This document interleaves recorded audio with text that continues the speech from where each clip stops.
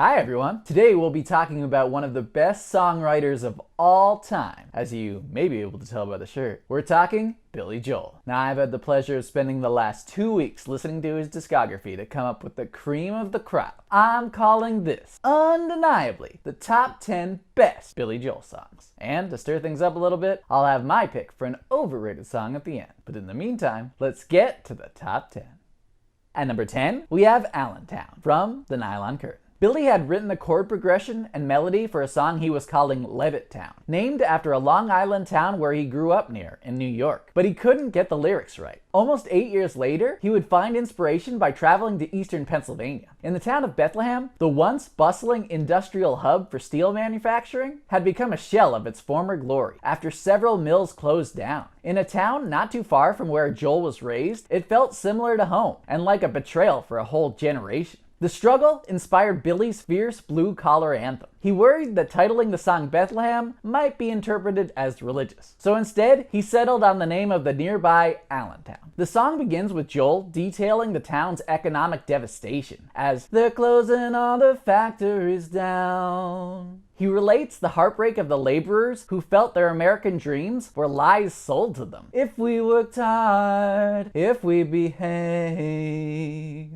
The words are heavy, but the music is surprisingly sprightly and hopeful, with bouncy piano and clean acoustic guitar strums. On the bridge, he raises his voice to say the quiet part out loud. Every child had a pretty good shot to get at least as far as their old man got. But something happened on the way to that place. They threw an American flag in our face. Expressing the internal rage is freeing. The working class built this land, and we deserve a fair slice of the pie from the fruits of our labor. While the song offers no clear solution, it's an honest, inspiring salute to the worker bees that keep our country humming. Allentown is a rousing, bleeding heart battle cry that illustrates why Billy Joel remains a working class hero. At number 9, we have Captain Jack from Piano Man. Sometimes song ideas come right to your door, or in this case, across the street from your door. In late 1971, when Billy had an apartment in Long Island, he noticed affluent suburban kids would venture into the housing projects across the street in order to score some skag. He began to wonder what boredom led these privileged brats to waste their life on heroin, and started writing Captain Jack, named after the supposed small-town dealer. Never actually released as a single, the song would change his career. Following his debut album, Joel was touring on the East Coast, and on a Saturday night would play a captivating hour-long set for the radio station WMMR in Philadelphia. After the set, the live recording of Captain Jack would become highly requested by listeners. So much so that the unreleased song would even catch on in NYC after several stations requested their own copies. The buzz grew so intense that Columbia Records would offer the little-known Piano Man a new record contract and a way out of the disastrous label he had previously signed with. While Joel doesn't like to play Captain Jack as much live, calling it a downer, I wonder if on some level he still sees himself in the song. Billy had attempted suicide by drinking furniture polish. He had been through the depths of clinical depression. The verses are the lowest of lows, searching for a fix along the striding piano and sustained bass notes. Then the chorus erupts like a euphoric high. Captain Jack will get you by tonight. Just a little push and you'll be smiling. The way his voice and the billowing arrangement convey this temporary cheap thrill is unshakable, deepened by a man who has looked up from rock bottom before. Sprawling over 7 minutes, Captain Jack is a bombastic snapshot of suburban ennui that dramatically details the peaks and valleys of living on the edge.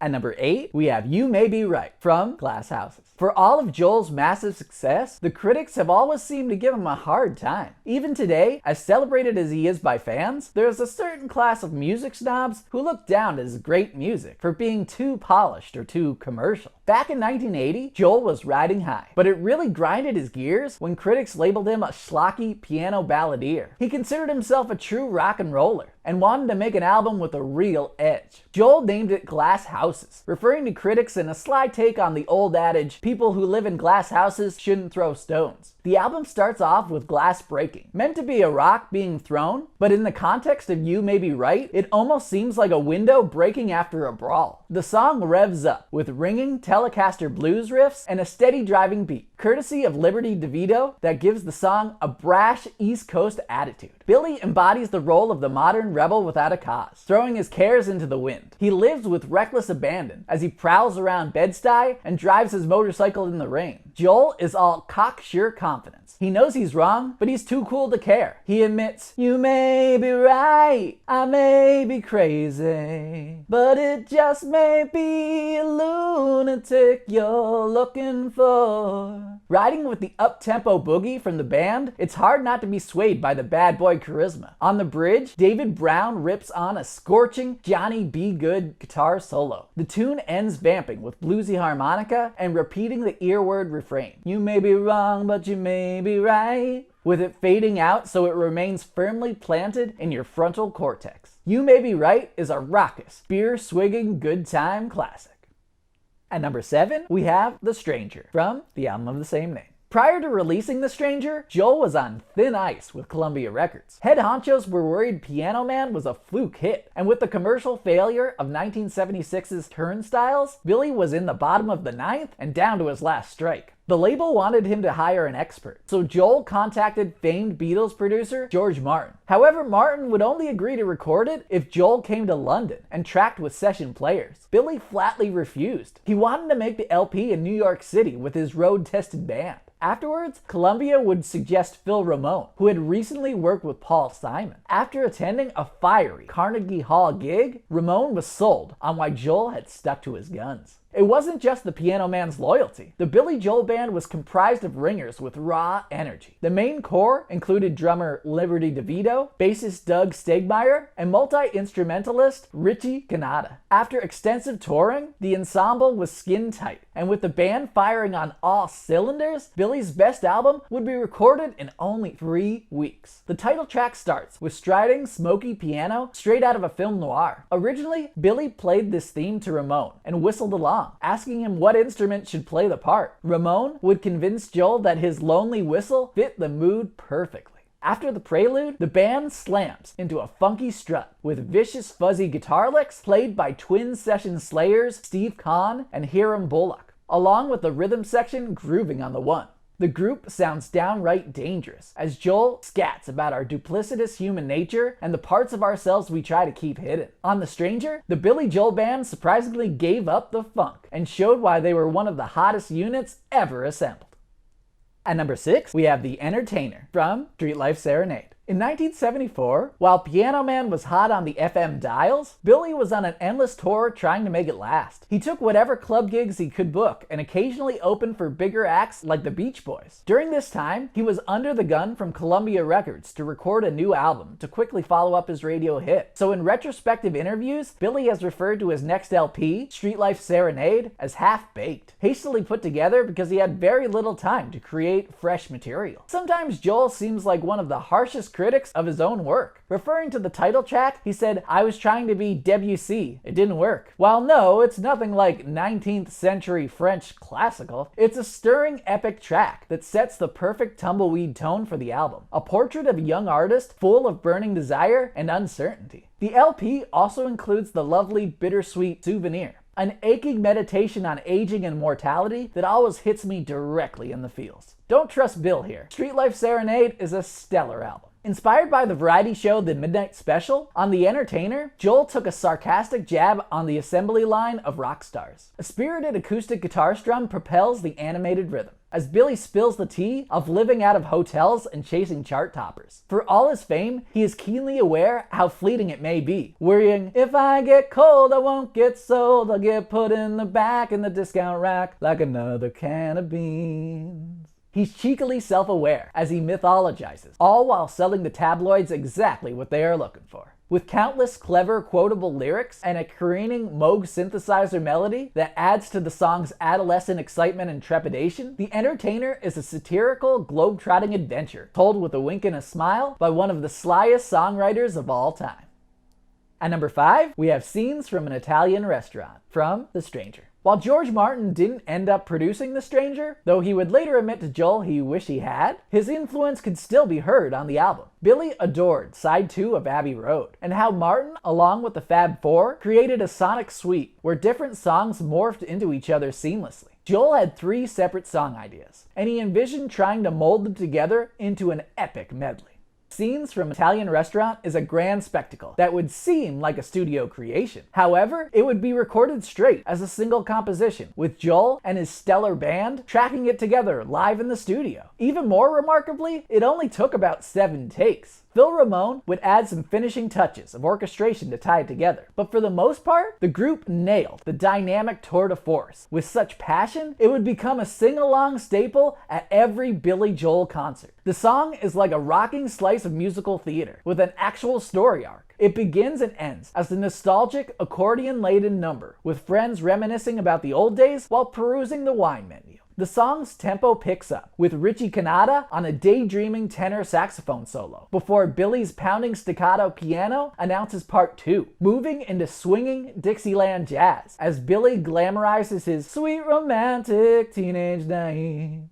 As the horn section fades, a runaway piano line enters and the song careens into a tale of 2 high school sweethearts that couldn't keep together. It's filled with small details that makes it easy to visualize. The song crescendos as Brenda and Eddie get divorced and life moves on. With 20/20 vision, their fate sounds obvious in retrospect, but with the song's ever-shifting dramatic arrangement, you're so swept up in the affair, you're left wishing the best for the 2 star-crossed lovers. Scenes from Italian Restaurant is a must-hear fan favorite for a very good reason. It's a cinematic whirlwind rush that is both narratively and emotionally satisfying.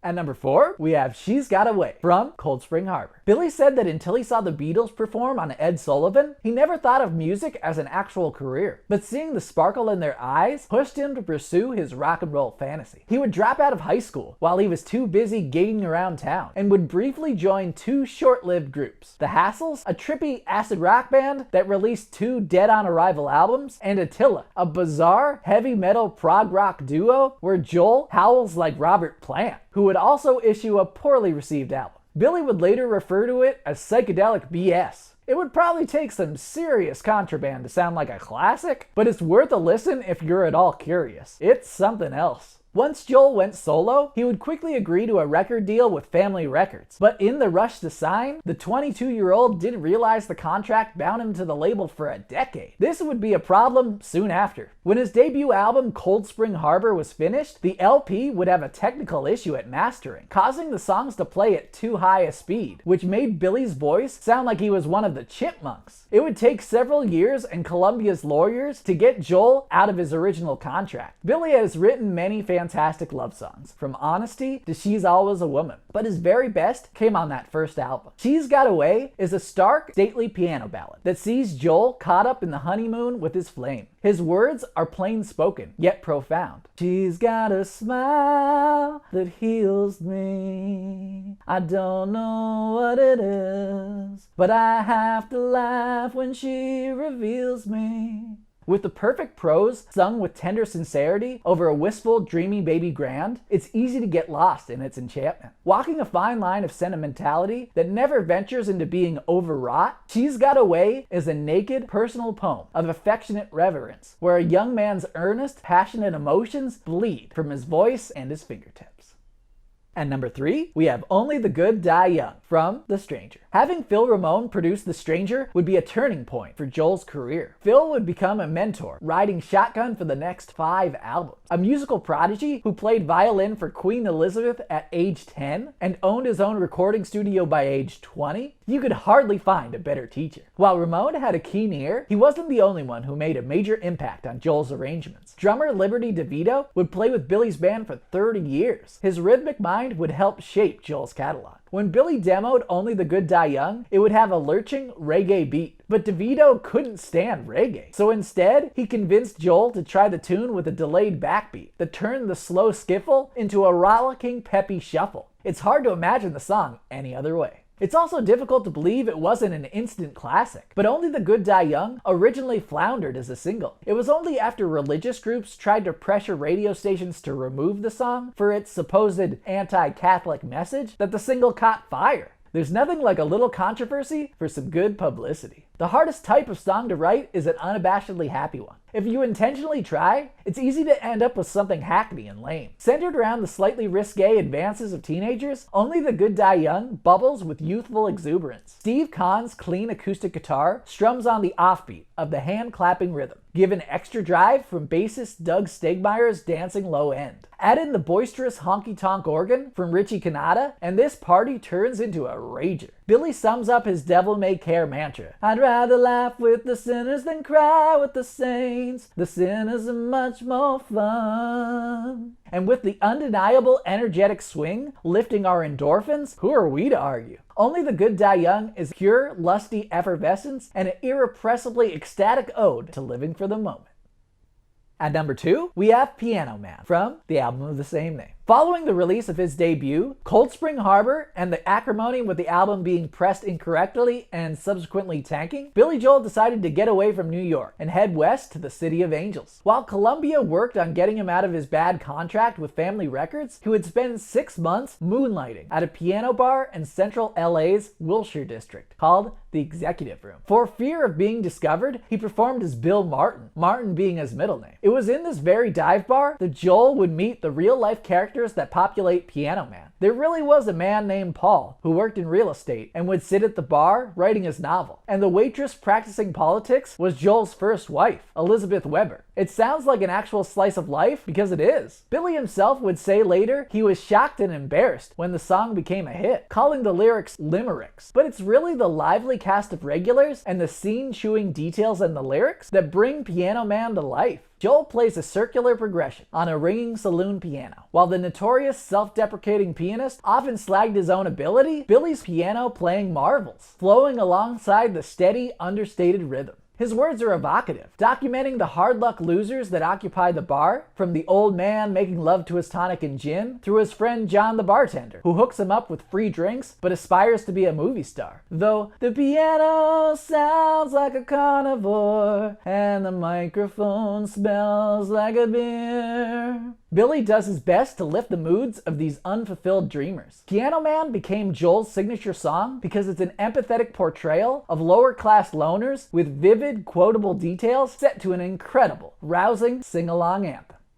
At number 1, we have Vienna from The Stranger. Billy's parents divorced when he was 8 years old, so he never really knew much about his father, but his old man would still shape his life. Joel's dad was a classically trained pianist, and Billy's mother insisted that the talent had to be genetic, so young William started piano lessons when he was only 4. After the divorce, his father moved back to Europe, settling in Austria. 16 years later, after many missed birthdays and piano lessons, Joel would seek out his father in Vienna to reconcile. One day in the city, Billy and his estranged father observed an elderly woman sweeping the streets. The younger Joel remarked how terrible it was to have an old woman doing this manual labor. The senior Joel firmly disagreed, arguing that she was performing a service that benefits the community, that there was a quiet dignity in remaining useful and not simply sitting at home wasting away. The lesson hit Billy like a lightning bolt. He realized American culture tends to push aside the elderly and rob them of their worth. He found comfort in the thought that he didn't have to worry so much about aging because he would still have value. Even though it was never released as a single, Vienna is one of his most beloved tunes. Joel himself even ranked it among his favorites. In the song, the Austrian capital is a metaphor for a person's purpose in life, and the lyrics are transcendent.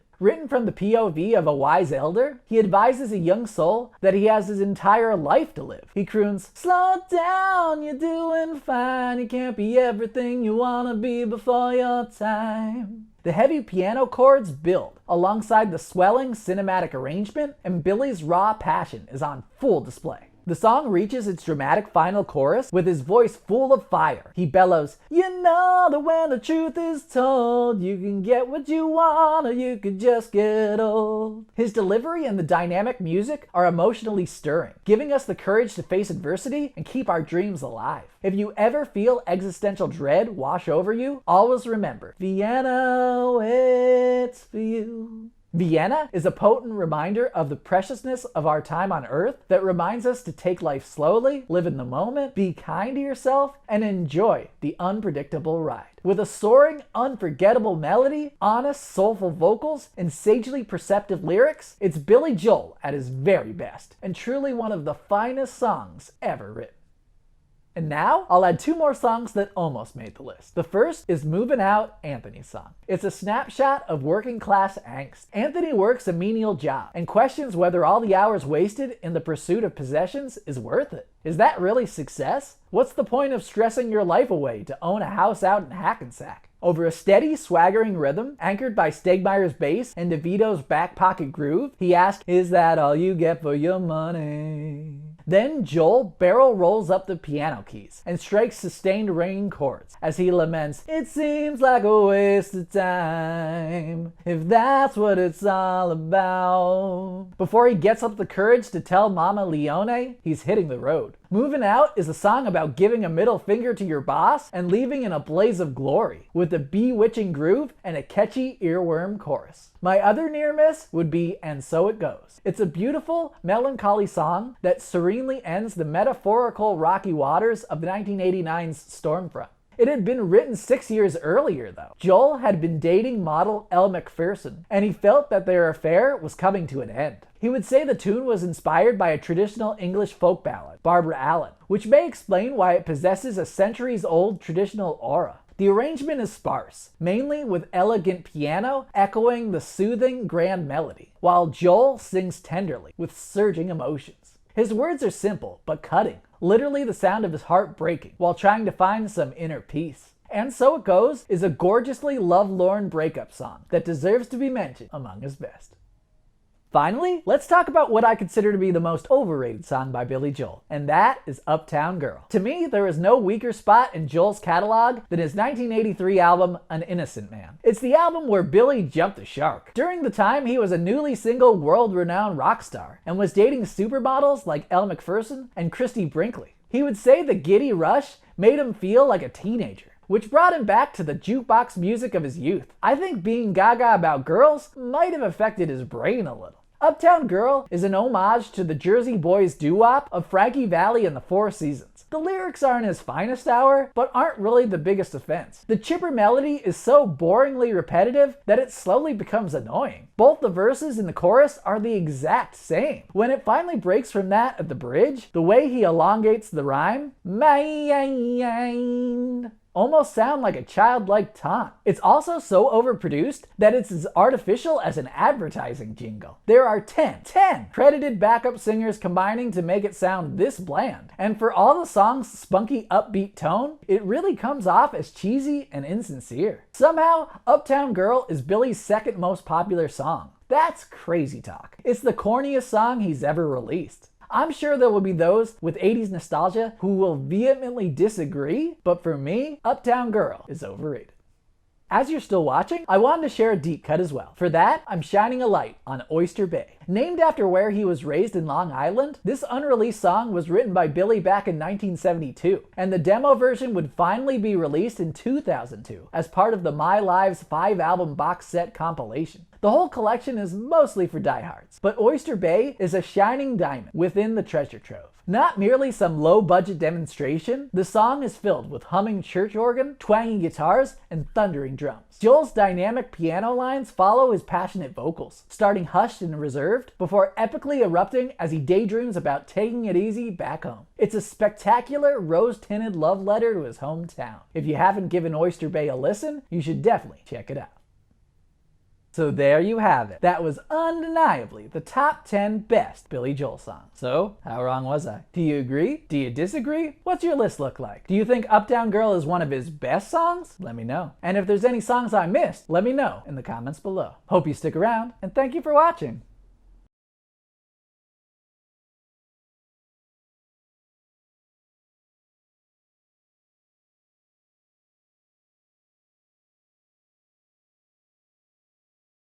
Joel's massive songs murphed. They murphed into each other. Guitar strums off in the off. And Billy's mother insisted that okay. And Billy's mother insisted that humming Chorch? I don't know what I keep saying that. That was the Lost album, the Beans album. Like they thought he couldn't do it. But Got plenty of fiber. one might say too much.